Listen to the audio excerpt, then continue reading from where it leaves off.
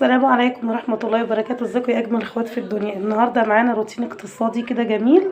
ودي طبعا خشوا شوفوا الحلقة يا بنات وشاهدوها. ودي طبعا حلة كده بومبي صغننة. هنسمي بسم الله نشوف ايه اللي معانا ده. الله محشي. طبعا دي الحلة الصغيرة بتاعتنا. هتتفاجئوا طبعا من المقدمة لما تشوفوا ان دي حلة صغيرة. والحلة طبعا اللي اتعملت داخل القناة بسم الله كانت كبيرة عندي طبعا يا بنات، عشان ده اكل صغير على قدنا لنا احنا. اما الاكل اللي اتعمل وتصور داخل القناة فهو اوردر يا بنات. انا زي ما فهمتكم كده. بصوا بسم الله ما شاء الله اللهم بارك. شايفين صوابع المحشي جميلة ازاي. يلا يا حبيبتي خشي وشاهدي الفيديو. متنسينيش في الشير واللايك والاشتراك. الشتا بقى يا حبايبي، وقلنا بقى ننزل نجيب ايه كام كرنبايه كده نعملهم محشي. المحشي بقى هو او الشتا يا بنات بقى اساسه المحاشي بقى يا بنات. جبت كده كام بالصلاه على النبي 3 كرنبات كده وقلت اسلقهم. سلقتهم اهوت وزي ما انتم شايفين.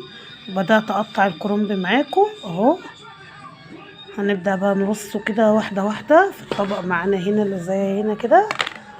هروح اقطع واخرع كده معاكم الكرنب حبايبي، ونعمل روتين حلو يومي كده جميل.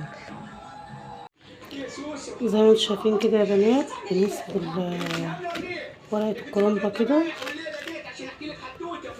بسم الله اهو. بنقطع العرقة كده نمسك كده ونخرم الورقة ونقطعها كده.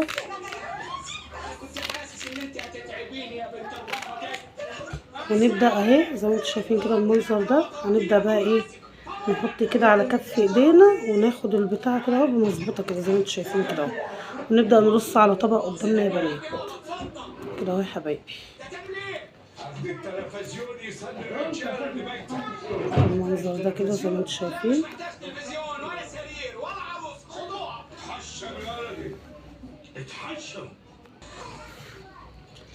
زي ما انتم شايفين كده يا بنات. نبدأ كده نرص كده الورق بتاعنا كله، الابيض لوحده والغامق لوحده.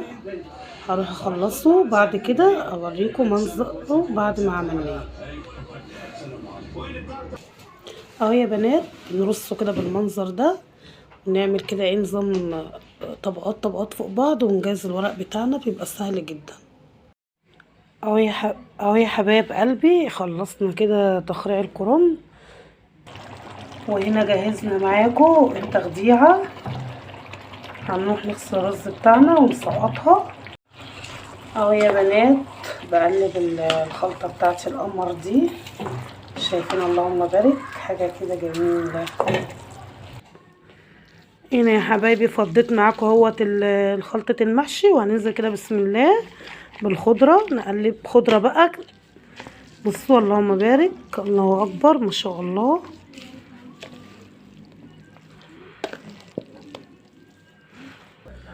هنا يا بنات في نفس الحله اللي كنت بخدع فيها كده كده منها فيها كده. ورصيت معاكم ورق اخضر من بتاع الكرنب واهو الخلطه بتاعتنا يا حبايبي. هنقعد نحشي واوريكم رصه المحشي بتاعتنا عامله ازاي.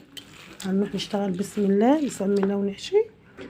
هنا يا بنات هنبدا بطبقه كده من الاول باللون الاخضر الفاتح.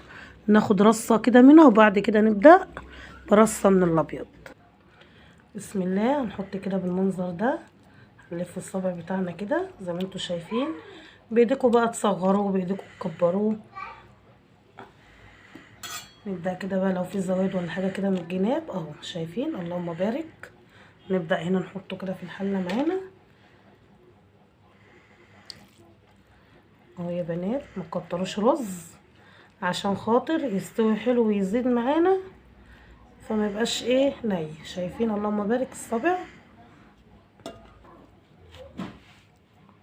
هنا بقى كده يا بنات هنبدأ ايه ناخد كده 3 صوابع رايحين و3 جايين. هتشوفوا الرصه اهو يا بنات 3 رايحين كده 3 جايين وهكذا لحد ما نكمل تدويره المحشي معانا اهو يا بنات شايفين اللهم بارك، قربنا نخلص الحله بتاعتنا اهو، وداير ما يدور.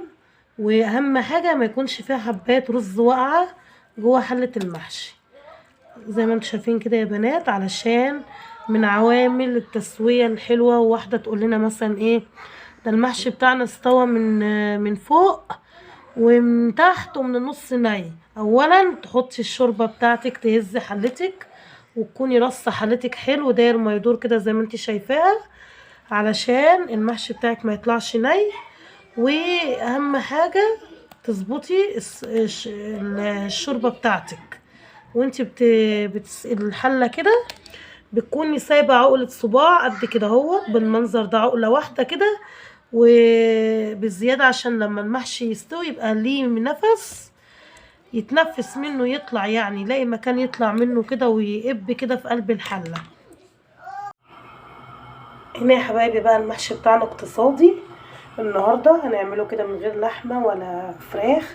عملت انا شوربه كده على ايدي، مكعبين مرقه دجاج، بصلايه ومش عارف ايه. المحشي والله بتاعنا يبقى طعم برضو بفضل الله. نسمي بسم الله كده. دولت حبه صلصه من اللي مبقيين معانا فايضين معانا، هنقلبهم كده في الشوربه بتاعتنا ونبدا نسقي المحشي بتاعنا. اهو يا بنات حله المحشي بتاعتنا اهي بعد ما اترصت، هنبدا كده نسمي بسم الله ننزل بالشوربه بتاعتنا كده. بسم الله الرحمن الرحيم.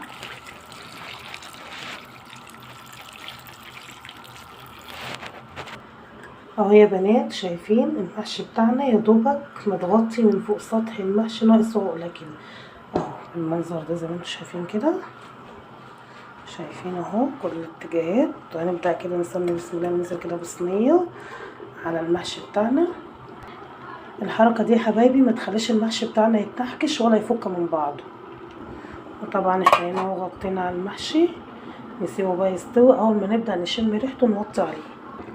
تعالوا كده نروح نعري على المحشي ونشوف الريحه بتاعتنا. بصوا الغطا، شايفين الرز اللي بيطلع الزوايد بيطلع على الطبق ازاي. بسم الله الرحمن الرحيم. شايفين اللهم بارك. بصوا الرز السوا كل واحد ما شاء الله. وهزينا الحله كده في نص السوا لما الريحه طلعت. بسم الله ما شاء الله. والله يبقى طب انا هوصل لكم ريحه ازاي بقى؟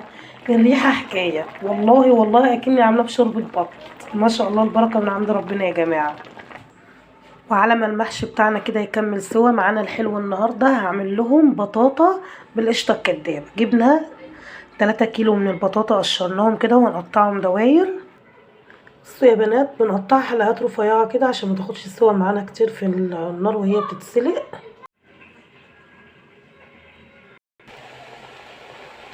هنا بقى يا حبايب قلبي هننزل كده بربع كوب من السكر، بربع كيلو من السكر، كوب سكر يعني اهو ما يعادل ربع كيلو من السكر.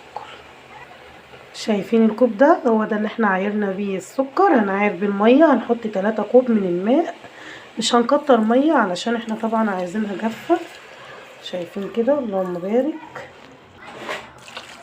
ادي الكوب التاني اهو، ادي الكوب التالت.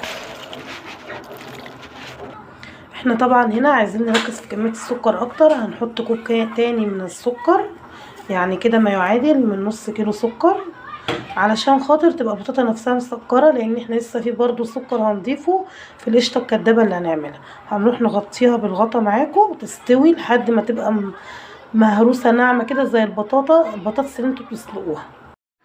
هنا يا بنات البطاطا بتاعتنا اتسلقت اهيت، وصفيت منها الميه بتاعتنا دي، مش هنرميها دي، هنضيف عليها كيلو من الحليب وهنعمل منها القشطه الكدابه. طبعا احنا لازم نوفر النهارده. هنهرس طبعا معاكم البطاطا. شايفين يا بنات دي المعلقه المعياريه ديت مليناها نشا، وهنا طبعا معانا الحليب فضيناه على الميه بتاعت سلق البطاطا عشان نبرد بيها الميه السخنه. وهنا هننزل بسم الله كده بالمعلقه المعياريه ديت من الدقيق ونقلب على البارد كده. ونفس المعلقه المعياريه دي هنعاير بيها كوب من السكر كده. بسم الله. السكر ده يا حبايبي حسب الرغبه بتاعتكم، انتوا حابين الحاجه مسكره هتسكروها. هندوب كده، المهم ما علينا هندوبها ونروح كده ايه بعد ما ندوبها على البارد كده هنروح على النار نعمل القشطه الكدابه بتاعتنا تستوي. اهو يا بنات هي على النار اهي، واحنا بنقلب مستمرين في التقليب. لازم ايدك كده في القشطه عشان ما تكلكعش. دوقي سكرك بقى وضيفي الفانيليا بتاعتك، خلي كده القشطه بتاعتك كده وظبطي دنيتك. اهو يا بنات هرسناها، وهنبدا هنا ننزل البطاطا معانا نرصها في الصينيه.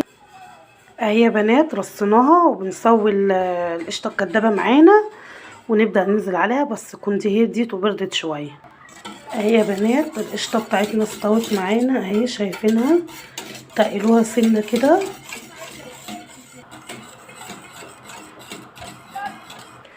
اهو يا بنات هنبدا ناخد كده، بسم الله، شايفين؟ هنبدا كده نغطي طبقه البطاطا بتاعتنا بالقشطه. القشطه الكدابه دي يا بنات بقى تعملوا منها حاجات كتير، ممكن تعملوا منها كنافه بالقشطه الكدابه، تعملوا مثلا جلاش، تحشوها جلاش، بس طبعا هتقلوها شويه عن كده. وهنا يا حبايب قلبي ادي حله المحشي، وادي البطاطا بالقشطه الكدابه. ويا ريت لو كنت وصلت لحد هنا ما تنسينيش في الشير واللايك والاشتراك. والسلام عليكم ورحمه الله وبركاته. دمتم في حفظ الله، استودعكم الله الذي لا تضيع ودائعه في حفظ الرحمن.